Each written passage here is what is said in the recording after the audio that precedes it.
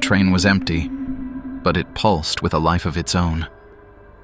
The fluorescent lights buzzed like a dying insect, their flickering glow casting jagged shadows that danced along the walls. Emily Carter jolted awake to the ear-splitting screech of metal grinding against metal, her heart pounding in her chest.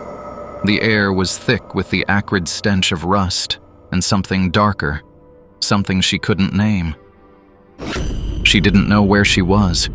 She didn't know how she got here. All she knew was this: the train was hurtling through an endless, lightless void, and the silence around her was a lie. She wasn't alone. Emily Carter, a 28-year-old freelance journalist, has spent the last 5 years diving headfirst into the shadows of the unknown, chasing urban legends and unsolved mysteries that others fear to touch. But her obsession isn't just professional, it's personal.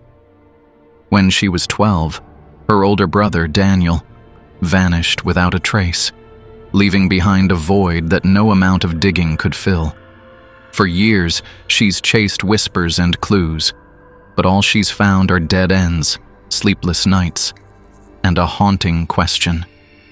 What if the truth is worse than the mystery? The night before she woke up on the train, Emily was investigating a series of disappearances linked to an abandoned subway line. Witnesses claimed the trains on that line would vanish, taking their passengers with them. The train is eerily silent except for the rhythmic clatter of the wheels. The lights flicker intermittently, casting long, shifting shadows on the walls.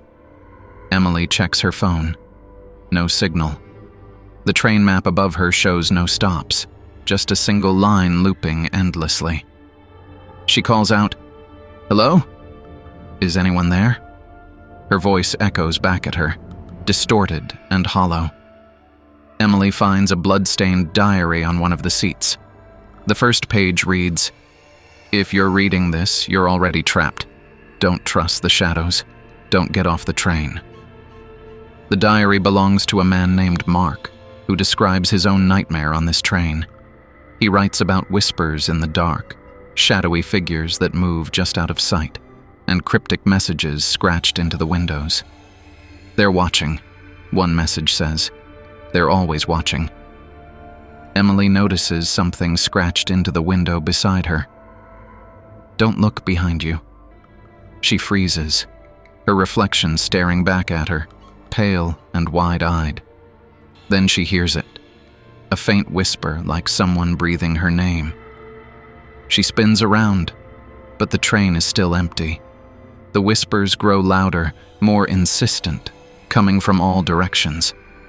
The lights flicker again, and for a split second, she sees them.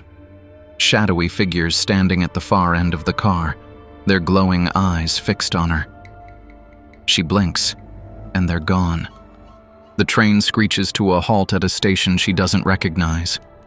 The platform is dark and abandoned, but standing there is a man. He's pale, his clothes tattered, his eyes hollow.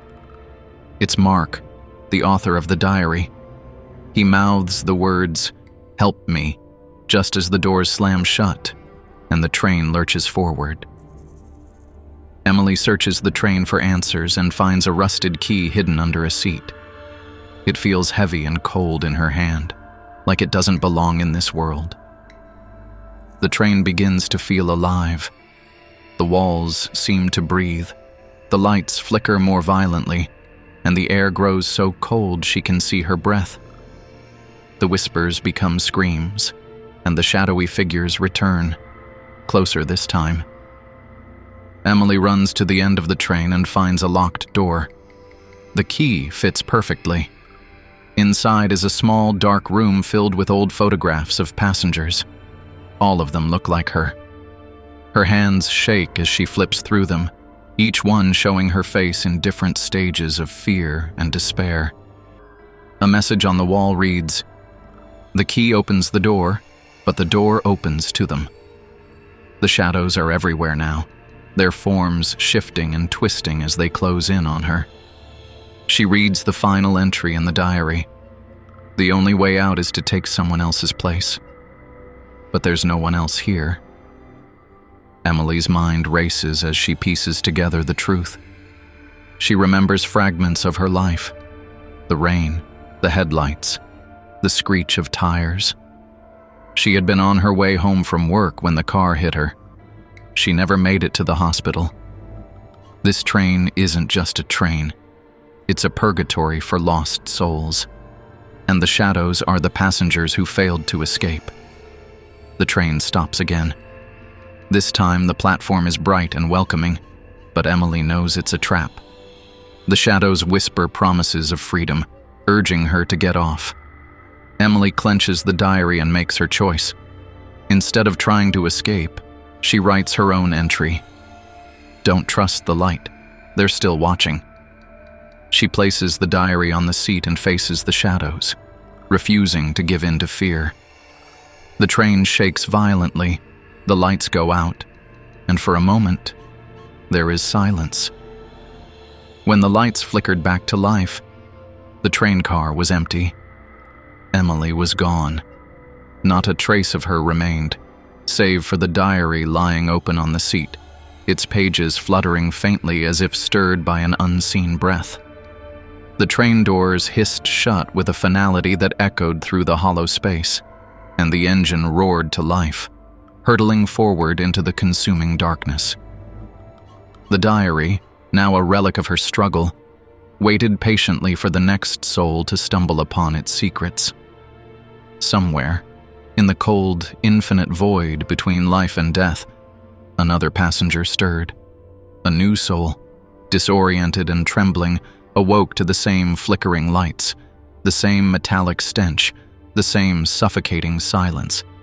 The train groaned as it carried its latest captive deeper into the abyss, its wheels clattering like the ticking of a clock counting down to an inevitable end. The cycle had begun again, a cruel, unending loop of fear, despair, and unanswered questions.